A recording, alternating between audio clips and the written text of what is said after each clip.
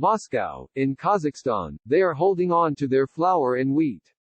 In Vietnam and India, it's rice. In Cambodia, it's fish and rice. With grain export giants Russia and Ukraine, the world is watching their next moves.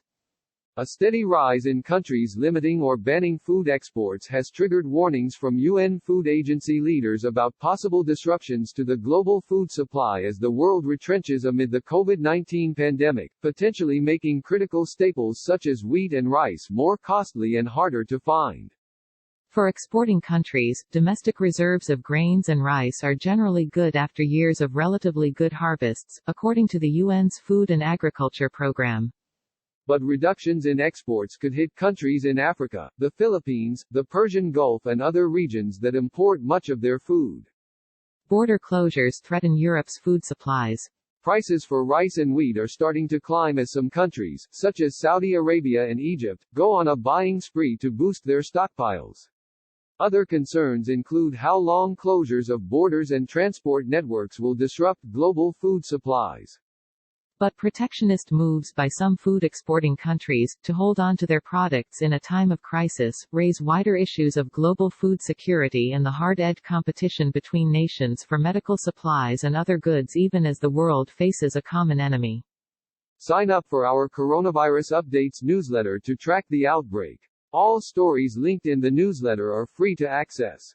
Now is the time to show solidarity, act responsibly, the UN's Food and Agriculture Organization said last week in a statement. We learned from previous crises, the statement continued, that such measures are particularly damaging for low-income, food-deficit countries and to the efforts of humanitarian organizations to procure food for those in desperate need. But when one country acts, others tend to follow. On March 25, Vietnam, the world's third-largest rice exporter, halted new rice export contracts, then revised the decision Tuesday in favor of a quota. Last week, India's powerful Rice Exporters Association announced it would halt new rice contracts. Cambodia's leader, Prime Minister Hun Sen, ordered a ban Tuesday on all rice and fish exports and asked people to plant vegetables and other crops for local markets during this difficult time. Flushing out the true source of the toilet paper shortages. In Turkey, lemon exports are being curbed to ensure enough for use in a popular lemon-scented mixture often splashed on hands and face. Serbia has announced a ban on exports of sunflower oil. Egypt has barred exports of legumes for 3 months. If these spread to more major exporters and more widely traded products, it could get dire indeed, said Cullen S. Hendricks, senior fellow at the Peterson Institute for International Economics, based in Washington. As recently as 2011, food export bans in Ukraine and Russia had a devastating impact, leading to hunger and protests in Africa, and potentially contributing to Arab Spring unrest. This is why the major exporters of the Group of 20 industrialized nations need to be clear in their commitments to maintaining open markets and trade, he added, calling export bans a blunt tool that causes blunt force trauma.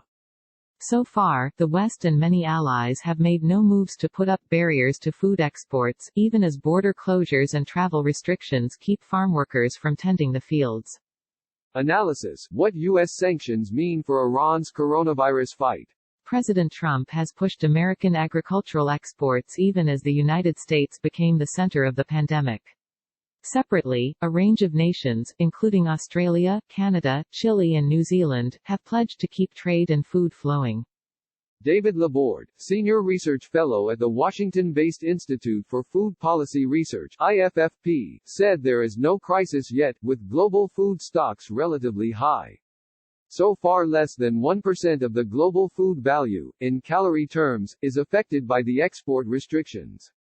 But he warned that the danger of a handful of nations imposing export quotas or moratoriums has a cascading effect that could clog global markets.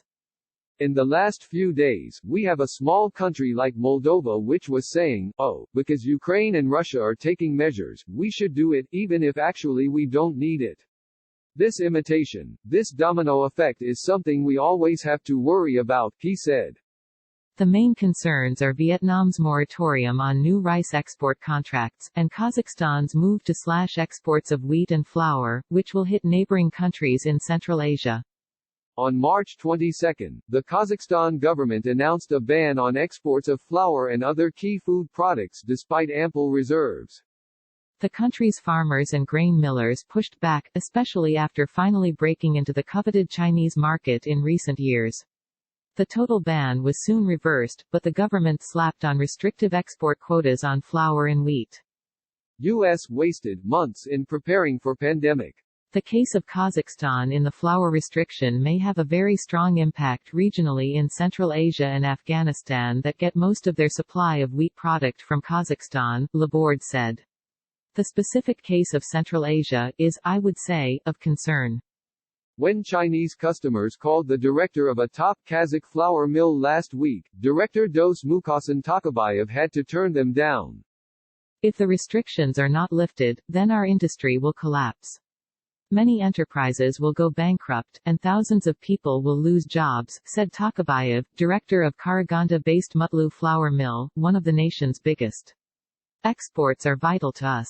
Russia and Ukraine also have reversed or at least partially walked back grain export restrictions, although Russia said it was reviewing the situation week by week.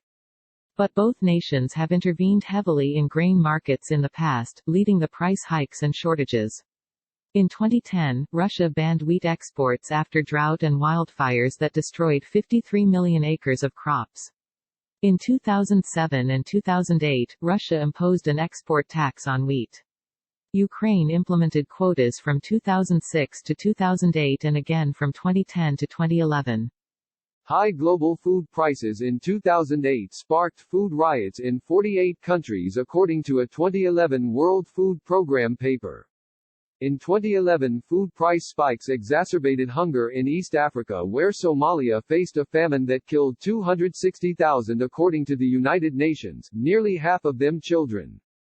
On March 20, after panic buying of buckwheat in Russia, the government announced a 10-day ban on all exports of processed grains, only to cancel the order 4 days later.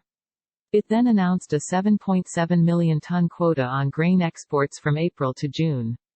The amount, however, does not appear to be a significant reduction based on Russia's annual export outputs, which includes wheat exports of about 35 million tons.